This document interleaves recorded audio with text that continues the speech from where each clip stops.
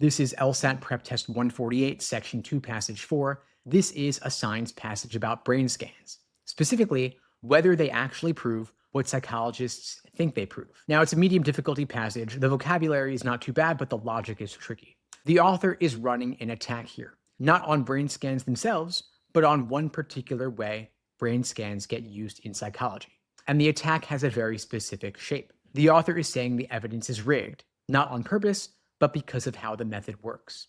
Now, the most important paragraph here is paragraph 4. That is where the blade comes out. If you rush through paragraph 3, you're not even going to see it. So let's take these in order. Paragraph 1 draws a line down the middle. On one side, the brain scans for medical stuff, like tumors, seeing inside the body. Nobody questions that. On the other side, you've got brain scans in psychology. And the author says the second use depends on an assumption most people never think about. And that assumption is the modular theory of mind. That means your brain supposedly has different departments for different jobs. Emotion over here, reasoning over there, memory down there. Each section has its own fixed address in the brain. Now, you want to lock in that concept. Everything in the passage grows out of that. You want to read this at a steady pace, nothing tricky yet. Then paragraph 2 tries to knock that theory down. It brings in a psychologist named Udel, who says mental processes are not separate little units. They're spread out. And then you get a quick example. When you get angry, you usually get angry for a reason, so emotion and reasoning are not in different rooms.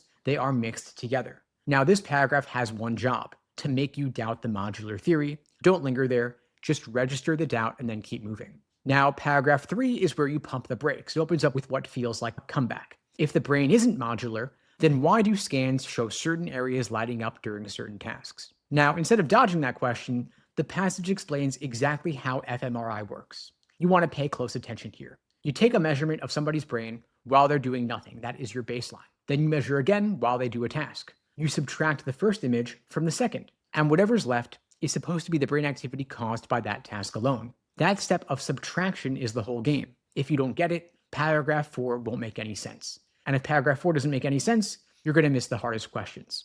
So paragraph 4 is where most students lose the points without knowing it. The author makes one clean observation. The entire brain is active in both conditions, resting and working. And so when you subtract one from the other, you're erasing all the activity they share. What's left over looks sharp and localized. But that clean picture is a trick of the math. You stripped away all the distributed activity, and now you're pointing at what remains and saying, look, the brain is modular. And then the passage closes with a line disguised as a question. The author's really saying this. The modular theory looks convincing, partly because the subtraction method produces images that make it look convincing. Read that ending one more time when you get there. It's not a question, it is the thesis itself.